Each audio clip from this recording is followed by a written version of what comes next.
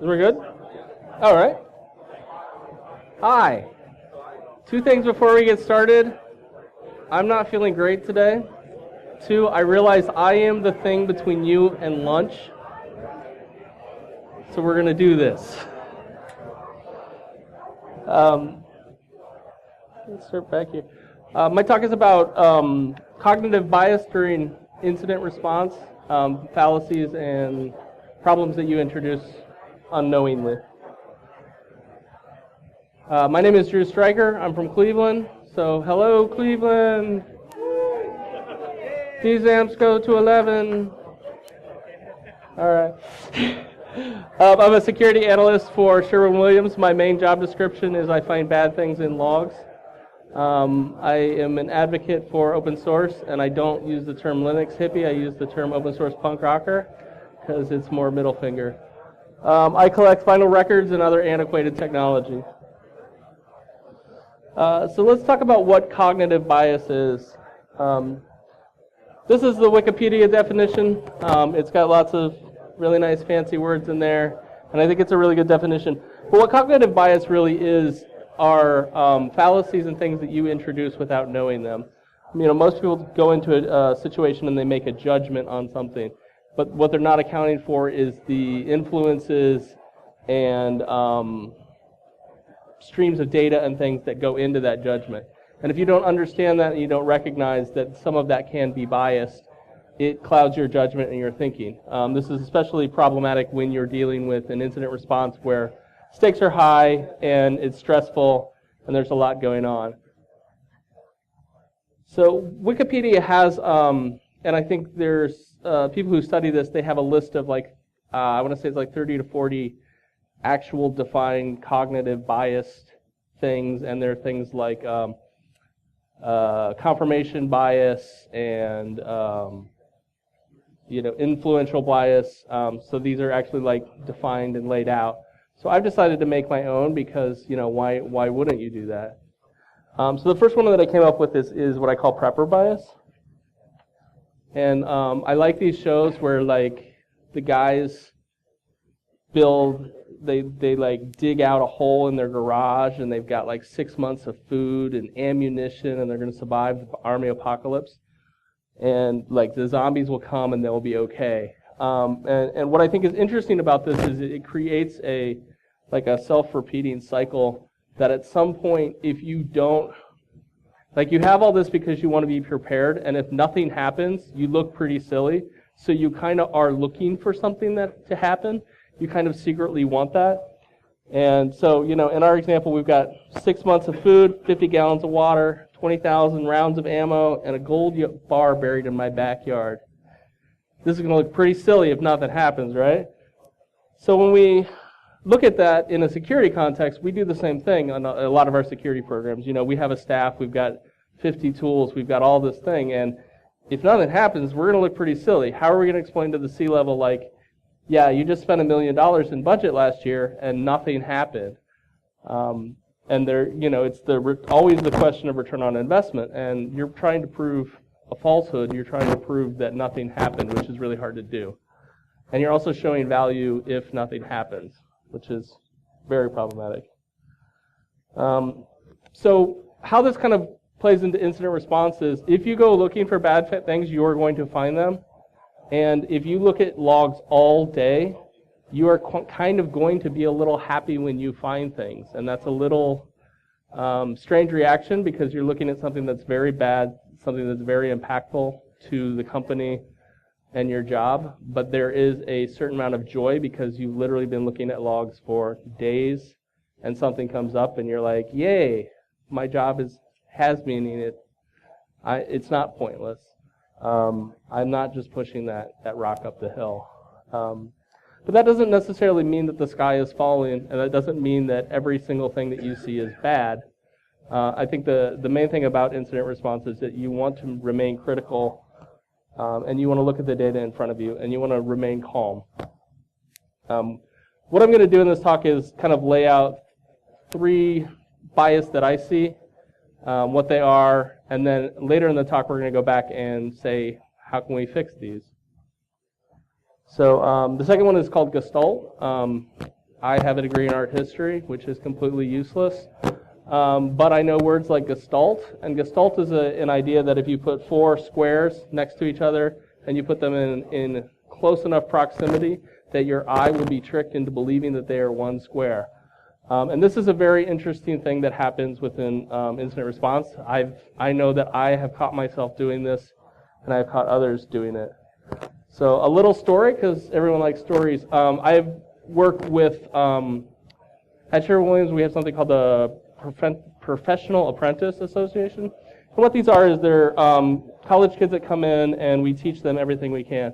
And I was working with one, looking at logs, looking at attacks, and he made a classic cognitive bias error that I think that I've run into myself, I know I've done, and it just kind of called out to me this kind of situation. And it looks something like this. You get this is an Apache log, you get a request for WP login.php, it returns a 200. Anyone know what that is? Right, there we go, a WordPress login page. So you could get administrative credentials, do a bunch of bad things. So we looked at the server itself, and he ran a vulnerability scan on it, came back with, oh no, super high mega critical SQL injection. So you have a log and you have a vulnerability, that means it's totally screwed, right? And this is one of those things where we get into the idea of, we want to apply Occam's razor, which is the simplest explanation is always the best. And we go, oh, look, we saw this log that said that somebody was attacking us, and we have a vulnerability.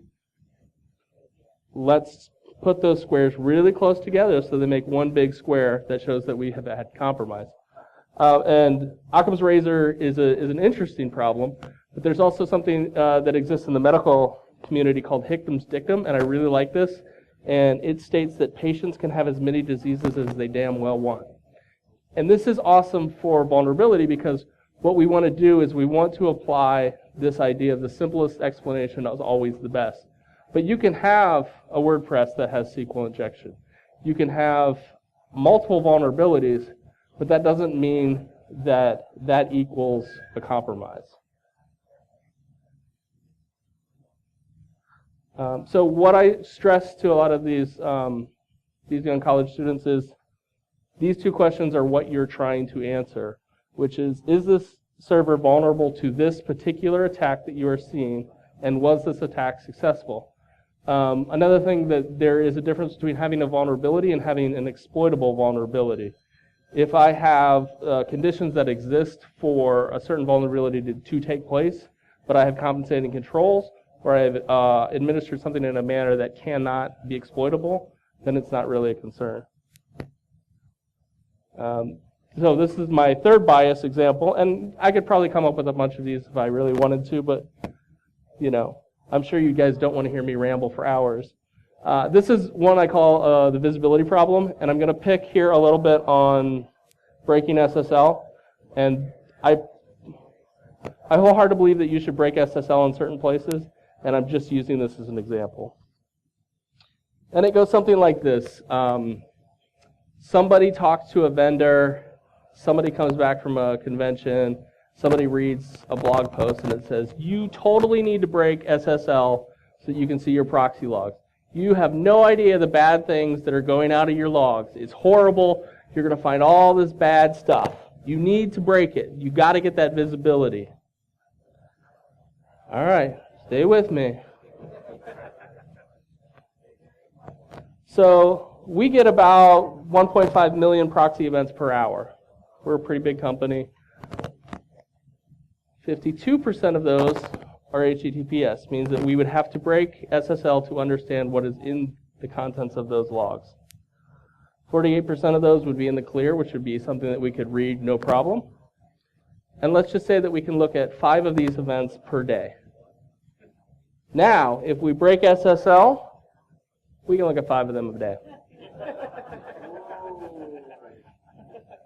And I would argue that you could probably even not look at 5 a day because now you're dealing with a larger volume of noise.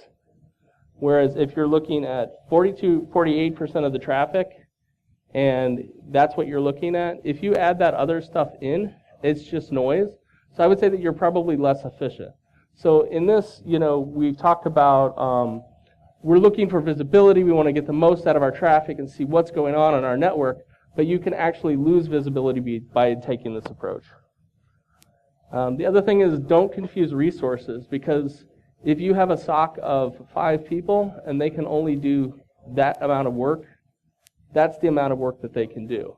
You can make that more efficient. You can add automation, but there is a point at which that becomes destructive when you're adding so much noise to the environment and you're trying to bring your program to a place that it's not. I also don't confuse tools with productivity. I think the speaker that spoke before me listed a bunch of great tools, and I think he had a lot of really, really good things to say. And he was talking a lot about the administration of them, the cost versus the reward. And I think that's a big thing. Like in security, we go crazy with tools, and every vendor out here will sell you something. And what we fail to understand is that every new tool that we put in, somebody has to administer that.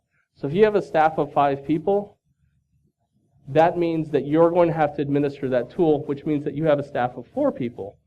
And then if you add another tool and another tool and another tool, this becomes to the point that all you're doing is administering security tools and you're not dealing with the outcomes of them, be it alerts, be it understanding, be it visibility on your network in this case. So we're screwed, right? Right? Let's go home. I got 50 gallons of water.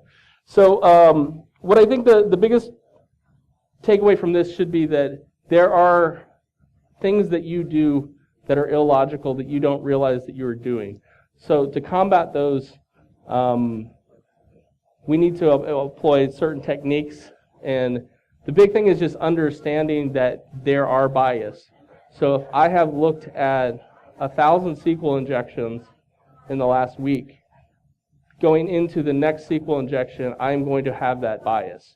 If 1,000 of those were unsuccessful, I'm going to assume that the next one is unsuccessful as well. And that can cloud my judgment. I think understanding that bias and acknowledging it is probably the first and probably the biggest, most important thing to do. So let's get into the prepper bias. I think the strongest thing for this is having an incident plan. It is also understanding and escalating things on up. So people talk a lot about an incident response plan. You actually want to write it down. You want to have it written, laid out. Much like the gentleman before me said, like writing an IR plan in the middle of IR is a really bad idea. And you want to practice it. You want to go through tabletops. You need to understand, whose job it is to do this and whose job it is to do this. When do you call so and so? When do the lawyers come in? And you want to escalate. You want to go from something that looks a little weird, and you want to walk it through a process. You don't want to go from something looks a little weird, oh my God, we're going to be on Krebs. Because that is a giant leap. And the evidence probably isn't there for that. And I think a big part of the incident response is understanding who does what. And I think that you need to have somebody that is just in charge of following the process and making sure that that the process is followed. And this eliminates a lot of the prepper bias, because your first analyst that looks at it may see a log and say, oh my God, this is horrible, and we enter that prepper bias where it's like, this is horrible. I'm so glad that we found this. And they may not be seeing the whole picture, and it needs to be validated and worked through a process. They're probably biased, so you need to bring in outside sources that may have different biases to work together. So what I mean by this is, as far as escalation is, we'll call it level 1, you can call it whatever you want. And it's kind of you see a log, an email, an administrator. Administrators are great for knowing when systems don't look right. So, hey, it's really weird. My temp partition is full. Like, that's weird, right? So they bring this to you, or you see something in a log, or even, you're talking with somebody and my account doesn't seem to work. So it is a security event. And the question that you're trying to answer here is this thing malicious? Is this whatever, is it malicious? If it is, then you bring it up to level 2. And this is what we would consider, what you're looking for is, does this fall into the next criteria of, is this a security investigation? And this falls back to was this device vulnerable to the attack, and was this attack successful? And this can be, a variety of different things from, social engineering, credential harvesting, to full attacks on, a server or whatever. If it was successful, what you have is an investigation. Then you're looking at compromise. And compromise is defined as unauthorized people or persons gaining access to a system. And it's pretty straightforward. A good example of this would be like, your WordPress server gets popped and you see that www data is now running as a administrator root account. That's obviously compromised and elevated privileges. So we get to the final and the worst, which is a security breach. And this is when unauthorized individuals exfiltrate data out. And you can walk through security response, IR response, and not get to this level. It's, just because you start off with 1 doesn't mean you have to get to 4. And hopefully you won't get to 4, because it is where, it gets real. So at each step during this, you want to validate each other's work. You want to make sure that, the initial analyst who looked at it, yeah, that makes sense. That is what we're seeing too. And this comes into different areas. I had a situation where I had a TCP outbound connection that I couldn't explain, and I was asked to investigate whether the operating system itself had been compromised. And I could find no evidence that the operating system itself could be compromised, yet one of my associates who studies weblogs looked at the weblogs and totally found out what was causing the TCP connection. What I mean by this is you want to check each other's work. You don't want to work in silos. Everyone has little things that they're good at, and this is another form of bias that you want to, it's a good thing in many regards, because somebody may be good at weblogs and somebody may be good at system logs.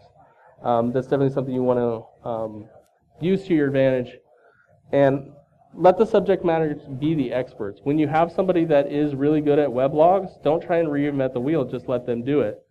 And then validate their findings.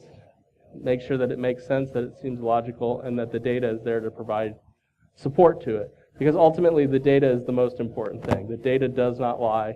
The data tells you what happens. You want to keep calm, and this is a big thing because you get into a high pressure situation and your mind starts racing, you start putting 2 and 2 together, and sometimes you come up with 5, sometimes you come up with 3. You want to remain calm, and you want to remain skeptical to the point until the data shows you otherwise. A lot of times people try and write incident response plans to be exactly like, if we are DDoSed, this is the plan that we follow. If we have compromised credentials from a spearfish of our CEO, we follow this plan. And unfortunately, that doesn't work in many situations, because can you guys think of every single way that you're going to be attacked? And if you can, then you can write an incident response plan. But I know I can't. So what I'm looking for is a broad set of guidelines that I can adapt quickly to the situation that I need. So we get back to the logs. Like I said, the logs don't lie. The logs are the record of the event. and this is how we combat the Gestalt problem. We are looking at a record of something that happened on a system. It is not up for interpretation as far as what happened because we have that laid out. And rarely in incident response do the logs provide the closure that everyone's looking for. You're rarely ever going to see bad guy logged in and did this bad thing. It's usually stringing multiple logs together. It's usually stringing the holes together, the things that you don't see. And most of the times you just don't have the logs, and you rarely ever get to a situation where you're like, man, I had way too many logs. If I didn't have all these logs, this would be so much easier.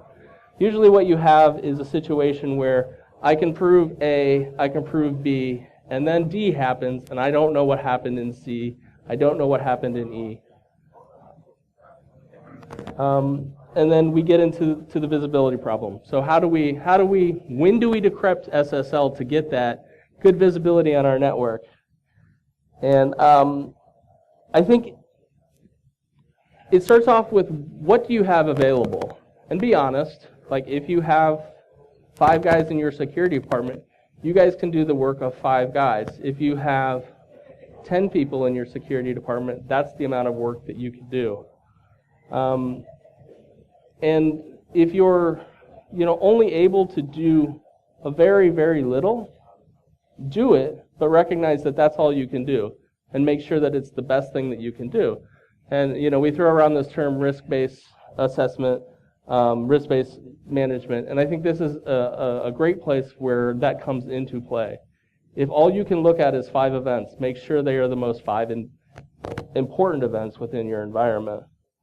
So how do you find that? Because if you go to your management, if you go to your CEO and you say, hey, we can look at 5 events today, what do you think the most important events that we should look at are?